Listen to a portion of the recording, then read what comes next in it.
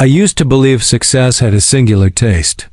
It tasted like black coffee at 5 a.m., burnt candles at both ends, and the echo of your own voice in an empty penthouse. I was worth $3.1 billion on paper. CEO of one of the most dominant logistics empires on the East Coast, and yet, that morning, I sat on a bench in Central Park, holding a newspaper I wasn't reading, staring at people I'd never meet. I like the silence. Silence doesn't judge. It doesn't ask why you haven't spoken to your own mother in 3 years, or why the last time you said, "I love you," was to a woman who married someone else. Then came her voice, soft, slightly shaky, like she wasn't used to asking strangers for anything. "Sir, could you pretend to be my daddy, just for one day?" I looked up, a little girl. No more than 5, golden curls, big hazel eyes, wearing a plain, faded dress and bright green socks that didn't match. She stood there like she'd practiced the line, but still wasn't sure what to expect. I blinked. Was she talking to me? Her tiny finger pointed to my suit jacket. "You look like someone who could be a daddy. Just for today." I didn't know what to say. Hi, Alexander Reed, Fortune 500 CEO, was just asked to be someone's father? "What's your name?" I asked quietly. "Lila?" She smiled slightly. "My real daddy is ... not here anymore. But today's the school event. They said if someone can just pretend, I can still go." I looked around, half expecting someone to jump out with a camera, some prank or viral video. But no one came. Her eyes weren't lying. They were hoping. "Why me?" I asked, genuinely curious. She shrugged. "You look important. Like someone people listen to, that ... Hit me. People did listen to me. Investors, boards, politicians, but never for something this pure. I folded. "The newspaper. Where's your mom?" "She's at work. 2 jobs." She didn't want me to feel bad, so I told her I'd be okay. I exhaled slowly. Something inside me cracked. Not a break, but a shift. "All right," I heard myself say. "Let's go to your event, Lila." Her hand was so small in mine, I was almost afraid I'd crush it. But she held on with certainty, like she'd already decided I was the right choice. As we walked down the sidewalk, I noticed something strange happening. People smiled at us. A woman even whispered, "Beautiful daughter, daughter." That word hadn't touched my life in any way. I didn't have children. I told myself for years that I was too busy, too broken, too responsible for the empire I built from dirt and debt. But as we crossed the street toward her school, it hit me, this wasn't about me anymore. "Lila," I said carefully, "what kind of event is it?" "Daddy-daughter day," she whispered, glancing up. "There's a story circle, a drawing contest, and ... a slow dance." I stopped walking. She tugged at my hand. "It's okay if you don't want to dance." It wasn't that. It was that no one had ever asked me to dance without wanting something in return: funding, access, attention. But this girl? She just wanted to belong. And somehow, so did I. The school, as we walked into the brightly painted school corridor, I saw walls lined with drawings, handprints, and "Thank you, Dad's" cards. The room smelled like glue sticks and innocence. Lila tugged my hand and introduced me to her teacher, Mrs. Penwell. "Oh, you must be Mr. Lila's dad," she said with a warm smile. Alexander," I replied, awkwardly. Her brow furrowed for a moment. Then she looked at Lila, and something passed between them. Understanding, compassion, maybe even gratitude. "Well, Alexander," she said kindly, "Lila talks about you often." I blinked. "She what?" The day began.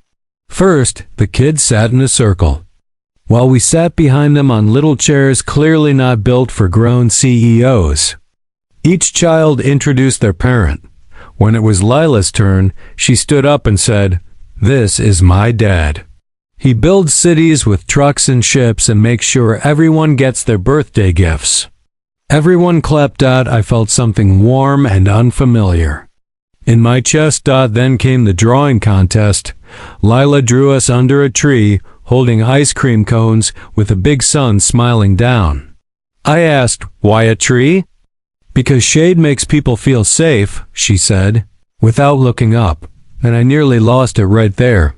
The dance at the end of the day, the lights dimmed slightly, and a soft melody filled the room.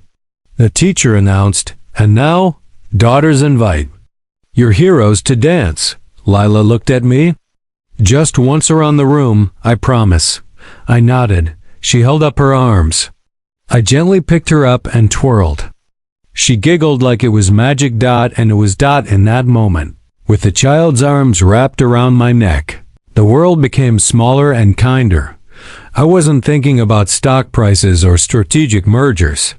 I was thinking about how long it had been since I felt needed, not because of my title, but because of my presence. After the event, we walked out under the golden afternoon sun. She was quiet now, more tired than talkative. I asked, "What made you ask me today?" She shrugged. "I saw you sitting alone. You looked like you needed someone too." That was it. That was the moment that undid everything I'd built to protect myself. This little girl didn't just need a pretend dad. I needed a reason to be more than my bank account. "Lila, do you want some ice cream?" I asked. Her eyes lit up. "With sprinkles?" "With sprinkles and a cherry," I promised as we sat on a bench nearby, two strangers enjoying Sundays in silence. I realized something. My life had been full of meetings, but starved of meaning.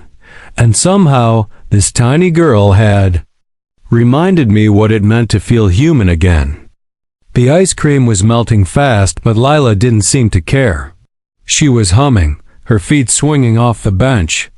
And I was watching her like she was a page out of a forgotten book, until I heard hurried footsteps.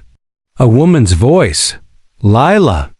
I turned. She was breathless, her eyes frantic, hair tied in a loose bun like she hadn't slept in days. Her clothes were clean but modest, like every choice she made was weighed against rent. Lila hopped off the bench. "Mommy, he came." "Just like I said." Her mother hugged her tight, then looked up at me. Her eyes narrowed, guarded. "You're the man from the park?" I stood. "Yes, Alexander Reed." Her expression changed instantly. Recognition, then disbelief. "You're that Alexander Reed?" I nodded slowly. I was used to that look, usually from bankers, developers, CEOs. Not from single mothers holding their daughters like lifelines. She blinked. "Why did you say yes?" "I don't know," I answered truthfully. She just asked, and I realized no one had asked me for something that selfless in years. She lowered her head. "I'm sorry." "She wasn't supposed to." "Don't be," I interrupted gently. "She may have just saved me from myself." Coffee and questions. We sat at a small outdoor cafe across the street. Lila was happily sipping on a juice box the waiter brought her, completely content with her day. Her mother, whose name I learned was Isla, finally relaxed enough to talk. "She usually doesn't speak to strangers," she said softly. "But today was important to her. She told me her dad isn't around." I said carefully. Isla looked away.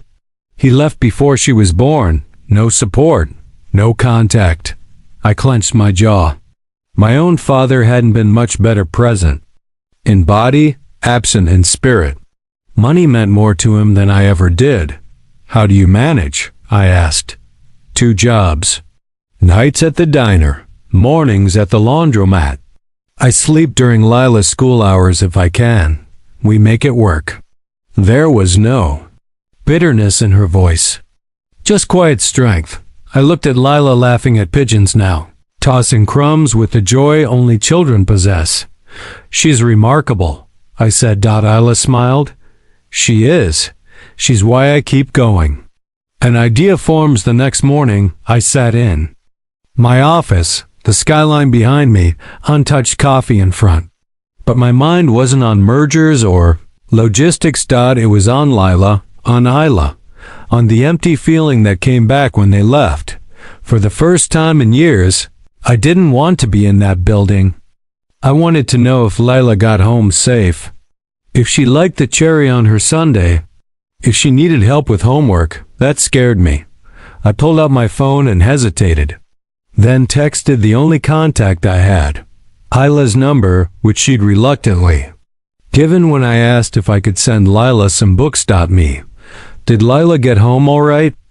Isla, yes. She told the whole building about her CEO dad. Thank you again. You didn't have to do that, but I wanted to. And I didn't know why. The boardroom that afternoon, in a board meeting filled with suits and surface smiles, I zoned out. Shareholder growth, distribution efficiency, quarterly forecasts. And all I could think was, what would it look like if our company actually stood for something more? Something human? I interrupted the meeting. We're adding a new initiative. I said. My CFO blinked. Which initiative? I stood up. A foundation. For single working mothers and underprivileged children. Education, nutrition, housing support, and I'll fund the first $10 million myself. There was silence, then murmurs. Then the head of HR cleared her throat and said softly, "That would change a lot of lives." One life had already changed mine. The return visit 2 days later, I knocked on their apartment door. A rundown complex on the east side. Isla opened it, surprised, holding a laundry basket. "I hope I'm not intruding," I said. She hesitated. Stepped aside. "Not at all. Come in." Their apartment was small but spotless. Hand-drawn pictures covered the walls. A tiny kitchen. A thrift store couch. But it radiated warmth. Lila saw me and jumped into my arms. "You came back." I didn't know it until then, but yes, I needed to come back. That evening, we ate spaghetti Isla made, played Uno on the floor, and laughed. I hadn't laughed like that in years. I wasn't just pretending anymore. Lila didn't feel like someone else's child. She felt like mine. The next few weeks changed everything. I wasn't sure what I was doing at first, bringing coloring books one day, dropping off groceries the next, sometimes just sitting on their couch doing nothing but being there. For a man whose life was once scheduled down to the minute, it was chaos. But I loved every second of it. And so did Lila. She started calling me Daddy without warning one day, in front of a cashier at the store. I froze. Isla did too. She immediately corrected her. "Sweetheart, you know, he's just Mr. Alexander." But Lila only smiled, swinging my hand. "But he feels like a daddy." That one sentence carved itself into my bones. And for the first time in my life, I didn't care about perception. I cared about truth. An uninvited gift one evening, I came over with something I thought would help rent money. Cash in an envelope, a temporary relief. But Isla's expression changed the moment she saw it. Her tone was sharp but trembling. "We don't need charity, Alexander." "It's not charity," I replied. "It's help. It's what I should have done weeks ago." "You've done enough," she said, crossing her arms. "Lila loves you. But don't confuse time with responsibility." That hit hard. And she wasn't wrong. "You think I don't take this seriously?" She sighed, turning away. "You're used to fixing things by writing checks." "I get it. But what Lila needs isn't a donation. It's stability. Consistency, presence. Are you really ready to be that? Or are you just playing house until your board needs you back?" I stood there speechless, because the truth was, I didn't know the answer. Silence hurts. More than words. After that day, I gave her space. No texts. No visits. The silence was unbearable. My penthouse felt like a prison again. My meetings were mechanical. Even my assistant Claire noticed. "Everything okay, sir?" I nodded without meaning it. She left a post-it on my desk later that afternoon. A quote she always liked. "You can build towers of glass and steel, but it means nothing if you have no one to come home to." I stared at it for 20 minutes. Then I made a decision I never thought I would dot my story. Finally, told I called. Press conference. My PR team panicked, thinking it was some emergency, but I stood at that podium and told the world the story of a little girl who asked a billionaire to pretend to be her father for a day. Told him how I didn't do her a favor she changed. Me. I talked about my lonely rise, my regrets, my realization that success without love was just a slow kind of failure. Then I introduced the foundation officially. Named after her. The Lila Grace Project. For every child who needed hope. For every mother who needed help. And for every man like me who needed to be reminded what really mattered. The knock on her door, I went back. This time with nothing in my hands. No gifts. No plans. Just one truth in my heart. Isla opened the door. She didn't say a word. I said, "I don't want to be a visitor anymore." She stared at me, tired, unsure, guarded. Then I dropped to one knee, not with a ring, not with a speech, but with vulnerability. I want to be her father. For real. Every day. For the rest of my life. If you'll let me. Both of you. Tears welled in her eyes. "She asked you for one day," she whispered, "and you gave her everything." I stood, and she nodded. Then she stepped aside, and just like that, I walked into a home for the first time in my life. They say real change is slow, but when Lila wrapped her arms around my neck that evening, whispering, "You came home," I felt something shift inside me, like a tectonic plate finally snapping into place. I had closed million-dollar deals without flinching, spoken at summits with heads of state, but nothing compared to hearing that one word from her lips call on home. And that night, for the first time in 30 years, I slept deeply. No business worries, no alarms, just a tiny blanket tossed onto me on the couch and a pair of small feet kicking me in the ribs mid-dream. It was heaven. Navigating new roads, of course. Life didn't magically become a fairy tale. There were awkward breakfasts. Lila insisted I pour her cereal, but I had no clue where Isla kept the bowls. There were bedtime routines I fumbled, stories I read too seriously, lullabies I didn't know the words to, but I was trying, and every time I made a mistake, Lila would pat my arm and say, "It's okay, Daddy, you're learning." Those words undid years of guilt I didn't even know I carried. Wasn't aiming for perfection anymore. I was aiming for presence. Isla's guarded heart. Isla didn't fall into my arms. She was strong, cautious. She'd been disappointed too. Many times before. But she saw me. Not the billionaire. Not the public figure. Just the man folding laundry and forgetting how to separate whites from colors. We talked late at night, after Lila had gone to sleep. About her childhood. About mine. "You know," I said one night, "I always thought money would fix everything. That once I got rich enough, the rest would just fall into place." She smiled faintly. And then I met a 5-year-old who showed me I didn't even have the basics. She reached across the table and touched my hand. "You're doing okay now." No business achievement ever meant more than that sentence. Rebuilding the empire with a new blueprint at the office. People noticed the change. I smiled more. Listened better. I even installed a daycare floor in our building and renamed our employee support program the Grace Plan.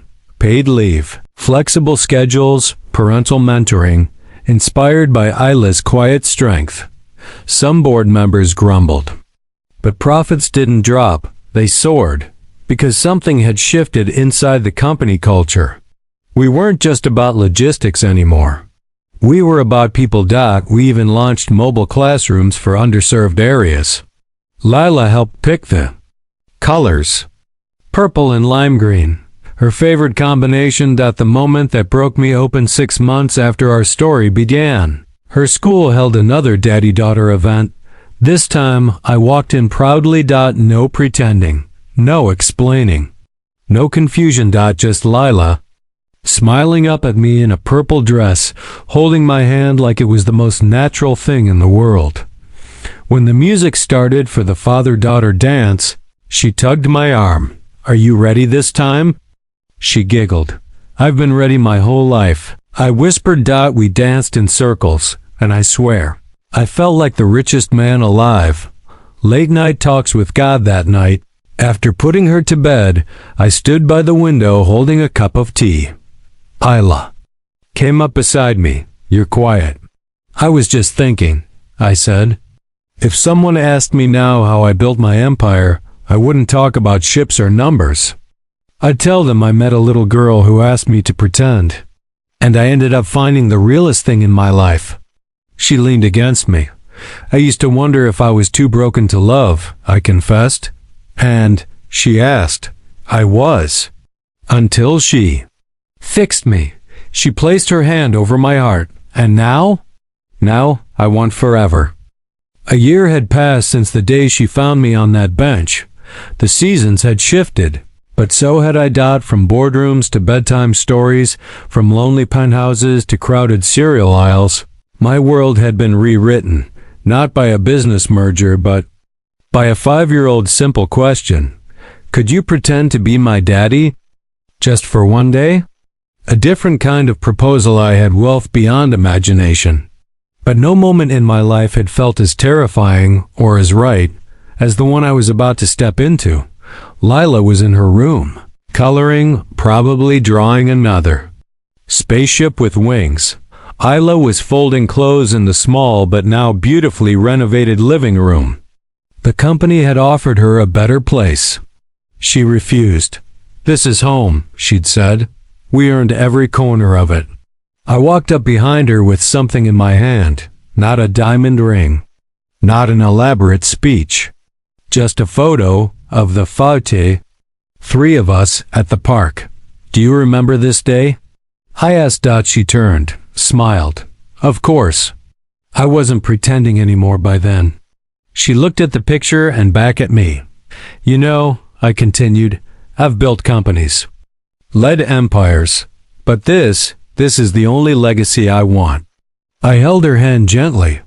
"I'm not asking just to be your partner. I'm asking to be your family." A long pause, then tears, and a whispered yes. Not the dramatic kind, but the kind that wraps around your soul like a promise kept. The adoption day, we stood before the judge on a cloudy Thursday morning. Isla held my hand. Lila held my leg. The paperwork was thick. The process was long, but when the judge finally smiled and said the words, "Mr. Reed, you are now the legal father of Lila Grace," something inside me burst open like sunlight.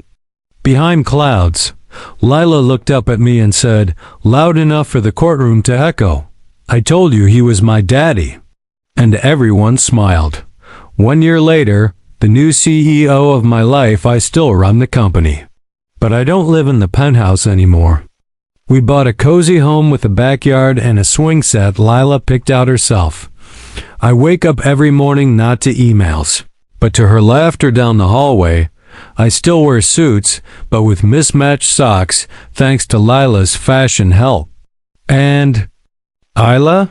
She started a non-profit for single mothers. I help fund it, but she runs it, because strength like hers shouldn't stay hidden behind counters or laundromats. Today, I stand on a different stage, not at a corporate event, but at Lila's elementary school, where I've been invited to speak at Hero Day. I adjust the mic, clear my throat, and glance at her in the front row, sitting next to Isla, both of them smiling like they already know what I'm going to say. "I've closed billion-dollar deals," I begin. "Built systems that move. Products around the world. But nothing, absolutely nothing, compares to the day a little girl walked up to me and said, 'Could you pretend to be my daddy? Just for one day?' I pause, let the room settle. She thought she needed me, but the truth is, I needed her. She didn't ask me for money or success. She asked me for presence, for love, for one day of being seen. I turned to Lila. That day you gave me something no title ever could. You gave me a home, a heart, a reason. And I want the world to know I will never stop choosing you, not for one day, but for every day of the rest of my life. Final lines, the legacy Lila runs into my arms after the speech. Isla joins. U.S., tears in her eyes. The crowd claps, but I don't hear them. All I hear is Lila whisper, "We're a real family now, right?" I kiss the top of her head, the realest thing I've ever had. And just like that, the man who once had everything finally had something worth everything.